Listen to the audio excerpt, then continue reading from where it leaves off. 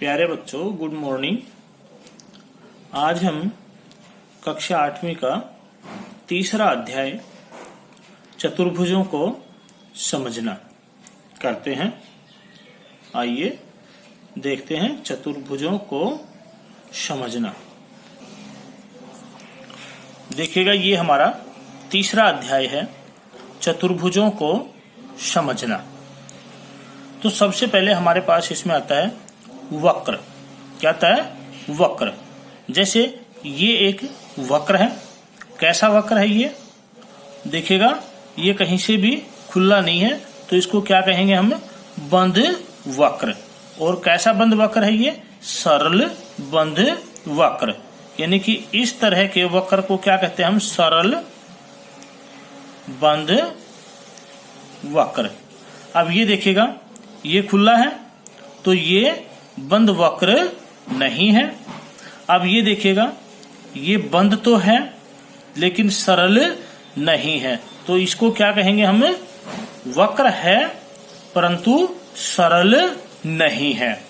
हम कहेंगे इसको बंद वक्र है परंतु सरल नहीं है। ठीक है, तो ये हमारे पास कुछ क्या है? वक्र। अब इससे आगे हमारे पास आता है बहुभुज। क्या था? बहुभुज। इसमें देखिएगा, दो शब्दों से मिलकर बना ये बहु मीन अनेक और भुज मीन भुजाएं। इसका अर्थ है कि अनेक भुजाओं से घिरी हुई आकृति क्या कहलाएगी? बहुभुज। बहु का अर्थ होता है अनेक और भुज का अर्थ होता है भुजाएं। बहुभुज क्या कहलाएगा? रेखाखंडों से बना सरल बंद वक्र बहुभुज कहलाता है। बहुभुज कौन सा होता है? जिसमें केवल क्या हो? रेखाखंड। अब देखिएगा, ये आपके पास आकृति तो बंद है, सरल बंद आकृति है ये, लेकिन इसमें रेखाखंड नहीं है, इसमें केवल क्या है? एक चाप है ये। तो ये बहुभुज नहीं कहलाएगा। बहुभुज क्या होता है? बहुभुज केवल किससे बनता है? रेखाखंडों से। जैसे हमने ये बनाया, इसमें कितने रेखाखंड है? 4, तो ये क्या कहलाएगा? बहुभुज। ये भी हमने एक आकृति बनाई बंद, और इसमें भी क्या है? ये रेखाखंड, तो ये भी क्या कहलाएगी? एक बहुभुज। यानी कि बहुभुज केवल किससे बनेगा?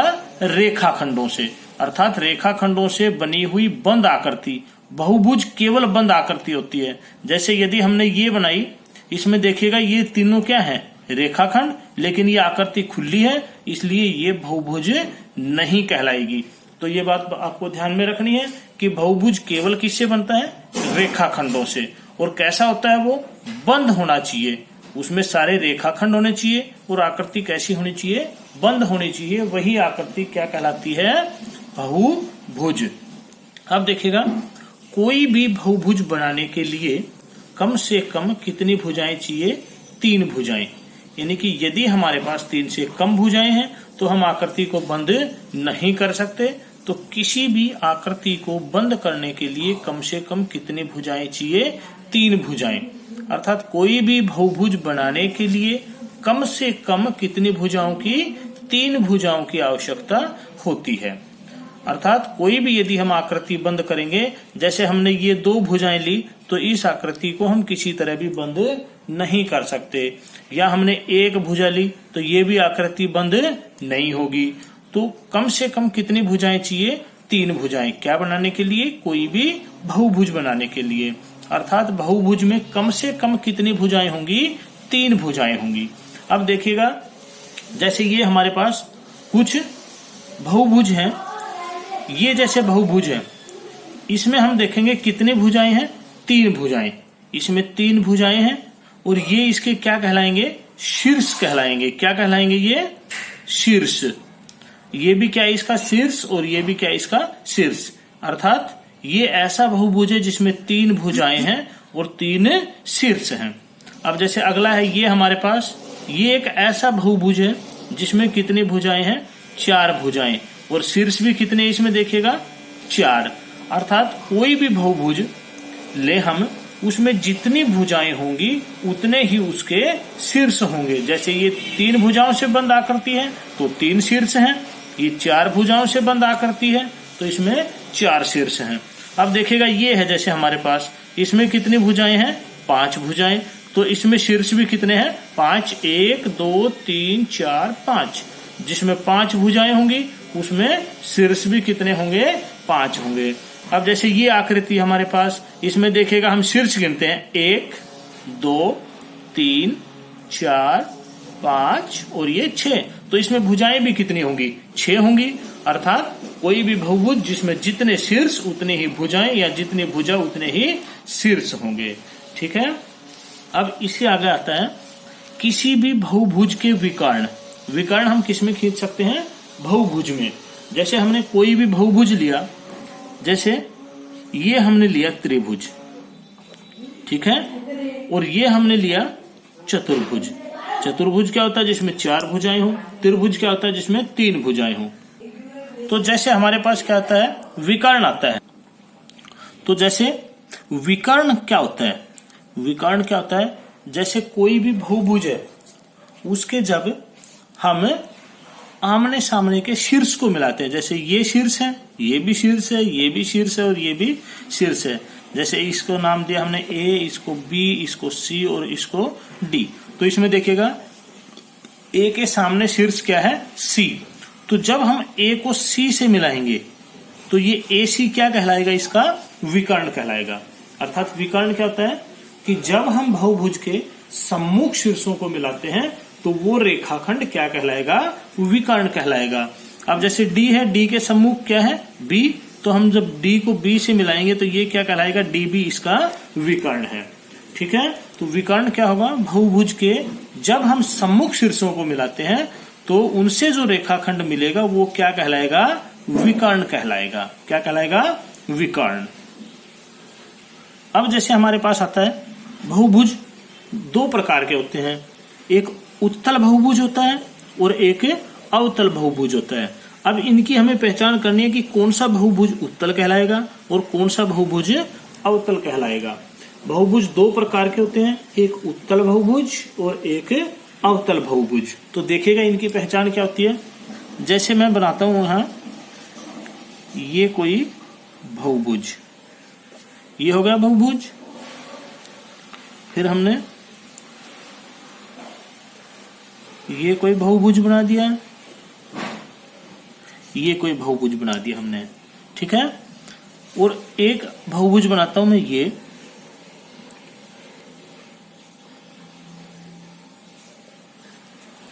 देखिएगा अब क्या अंतर है उत्तल और अवतल में। ये इसकी पहचान है कि ये हमने इसका क्या मिला दिया? विकर्ण। क्या मिला दिया हमने? इसके विकर्ण मिला दिए। तो ये क्या करते हैं? दोनों प्रतिच्छेद करते हैं। जब हम बहुभुज के विकर्ण खींचते हैं तो ये आपस में क्या करते हैं? प्रतिच्छेद। और कहां प्रतिच्छेद करते हैं? ये अंतः भाग में। कौन से भाग में? अंतः भाग में। इसका विकर्ण खींचे हम, ये मिला दिया शीर्ष, ये मिला दिया शीर्ष, ये मिला दिया शीर्ष। तो ये कहां प्रतिच्छेद करते हैं? अंदर के भाग में। कौन से भाग में? अंदर के भाग में। जैसे ये मिला दिया हमने तो ये भी कहां प्रतिच्छेद करते हैं? अंतः भाग में। अब जैसे देखिएगा इसका हम क्या खींचे? विकर्ण खींचे, ऐसे ये होगा। और इसका एक विकर्ण हम ये खींचेंगे, ये शीर्ष मिला दिया। तो इसके विकर्ण कहां प्रतिच्छेद करते हैं? बाह्य भाग में, यानी कि बाहर प्रतिच्छेद करते हैं, बाह्य भाग में। तो ये पहचान होती है किसकी? उत्तल और अवतल बहुभुज की। यानी कि उत्तल बहुभुज के विकर्ण कहां प्रतिच्छेद करते हैं? अंतः भाग में। और अवतल जो बहुभुज है उसके विकर्ण कहां प्रतिच्छेद करेंगे? बाह्य भाग में, यानी कि बाहर। कहां प्रतिच्छेद करेंगे? बाहर प्रतिच्छेद करेंगे। तो वो चतुर्भुज, वो बहुभुज क्या कहलाएगा? अवतल बहुभुज। अर्थात उत्तल के जो विकर्ण होंगे वो अंदर प्रतिच्छेद करेंगे और जो अवतल बहुभुज है उसके विकर्ण कहां प्रतिच्छेद करेंगे? बाहर प्रतिच्छेद करेंगे। तो ये दोनों में क्या है? अंतर। इस तरह से हम पहचान करते हैं उत्तल और अवतल बहुभुज की। अब इससे आगे आता है हमारे पास समबाहुभुज और विषम बहुभुज। ये भी 2 प्रकार के होते हैं, एक सम और एक विषम। सम का अर्थ होता है वह बहुभुज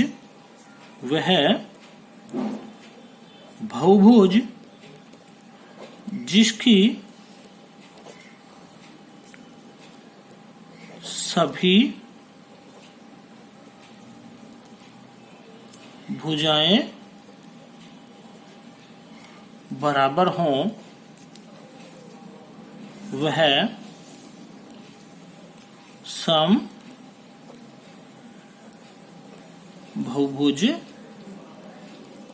कहलाता है। यानी कि कोई भी बहुभुज जिसकी सारी की सारी भुजाएं बराबर हों वह कैसा बहुभुज कहलाएगा? समभुज। अर्थात समभुज की सभी भुजाएं बराबर होती हैं और विषम बहुभुज की भुजाएं बराबर नहीं होती।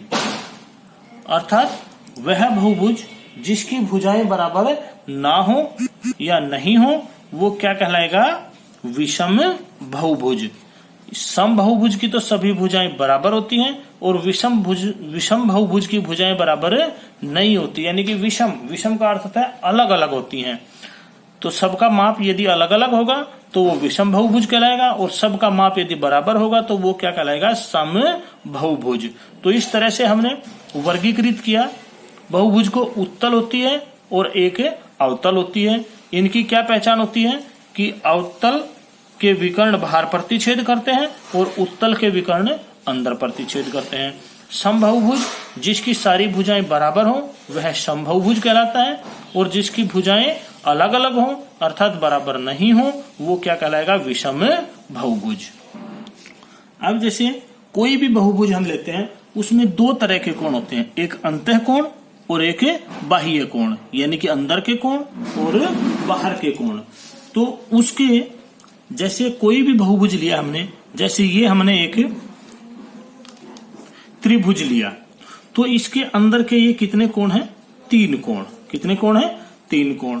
तो इन तीनों कोणों का योग ज्ञात करने की एक विधि है या सूत्र है एक कि n-2 गुणा 180। n क्या होगा? भुजाओं की संख्या। n क्या होगा? यह हमारे पास भुजाओं की संख्या होगा। जैसे ये हमारे पास है, इसमें देखिएगा ये आकृति आपको नहीं पता, मान लीजिएगा कैसी है, तो हम इसकी भुजाएं गिनेंगे। कितनी भुजाएं हैं इसमें? 3 भुजाएं। तो इसके अंदर के कोणों का योग कैसे ज्ञात करेंगे? इसकी भुजाएं 3 है, 3 में से 2 घटाएंगे, कितना आ जाएगा? 1। उस 1 को किससे गुणा करेंगे? 180 से। अर्थात त्रिभुज के अंदर के कोणों का जोड़ कितना हो गया? 180 डिग्री। अब जैसे हमने दूसरी आकृति ली है,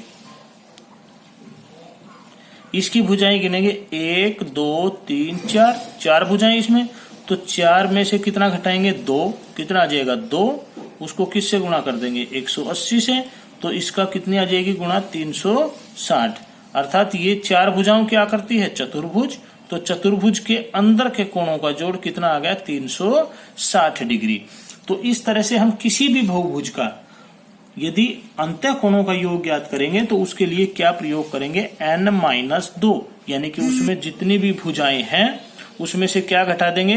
2 घटा देंगे और जो 2 घटाने के बाद में शेष बचेगा उसको 180 से गुणा कर देंगे। तो क्या आ जाएगा? उस बहुभुज के अंतः कोणों का योग। अर्थात उस बहुभुज में चाहे कितनी भी भुजाएं हों, किसी बहुभुज में चाहे कितनी भी भुजाएं हों, अंतः कोणों का योग ज्ञात करने के लिए यही तरीका होगा कि उसकी भुजाओं जितनी भी उसमें भुजा हैं उसमें से 2 घटा देंगे और जो घटाने के बाद शेष बचेगा उसको 180 से गुणा कर देंगे। ठीक है। अब जैसे यदि हमारे पास कोई भी बहुभुज है, जैसे ये तो इसके कैसे कोण थे? अंतः कोण। तो अंतः कोण निकालने के लिए अंतः कोणों का योग क्या करेंगे? n-2 गुणा 180। लेकिन यदि बाहर के कोण हो, यदि कोई भी बहुभुज है उसमें अंतः कोण है तो उसमें बाह्य कोण भी होंगे। तो उसके जो बाह्य कोण होंगे उनका योग हमेशा कितना होता है? 360 डिग्री। चाहे कोई भी बहुभुज हो, उसमें कितनी भी भुजाएं हो, लेकिन उसके बाहर के कोणों का योग हमेशा कितना रहेगा? 360 डिग्री। यानी कि अंतः कोणों का योग तो बदलता रहेगा जब भुजाएं बदलेंगी। जैसे इसमें 3 भुजाएं थी तो इसके अंतः कोणों का जोड़ 180 आया, इसमें 4 भुजाएं हैं तो इसका जोड़ 360 आया। यानी कि यदि हमारे पास बहुभुज की भुजाएं बदलती हैं तो उसके अंतः कोणों का योग भी बदल जाता है, लेकिन उसके बाह्य कोणों का योग हमेशा क्या रहेगा 360 डिग्री। यानी कि कोई भी बहुभुज उसमें चाहे कितनी भी भुजाएं हो, बाह्य कोणों का योग हमेशा कितना रहेगा 360। तो चाहे वो त्रिभुज हो, चाहे चतुर्भुज हो, चाहे पंचभुज हो, यानी कि चाहे उसमें 100 भुजाएं हैं, लेकिन बाहर के कोणों का योग हमेशा कितना रहेगा 360 डिग्री। अब देखिएगा कोण कैसे होते हैं बाह्य। जैसे ये हमने बनाई एक आकृति, ये हमारे पास क्या है, एक त्रिभुज है, यानी कि 3 भुजाएं हैं। तो ये जो इसमें कोण है ये बाहर का कोण है और ये अंदर का कोण है। तो इस कोण को हम कहते हैं बाह्य कोण। अब देखिएगा 1 2 3, जितने अंतः कोण होंगे उतने ही बाह्य कोण होंगे। बाह्य कोण 1 2 3 और इन तीनों का योग कितना होगा 360 डिग्री। ये जैसे ये त्रिभुज के कैसे कोण है अंतः कोण, और ये कैसे कोण है इसके बाह्य कोण। अब जैसे ये हमारे पास एक आकृति है, इसमें देखो 1 2 3 और ये 4, अर्थात चतुर्भुज है। तो ये चतुर्भुज के कैसे कोण है, ये बाह्य कोण। चतुर्भुज में कितने बाह्य कोण है 4, इन चारों का योग भी कितना होगा 360 डिग्री। अर्थात चाहे भुजाएं कितनी भी हों किसी भी बहुभुज में, उसके बाह्य कोणों का योग हमेशा क्या रहेगा 360। तो इस तरह से ये आपको वीडियो अच्छी लगे तो इसको शेयर करना और लाइक करना। धन्यवाद।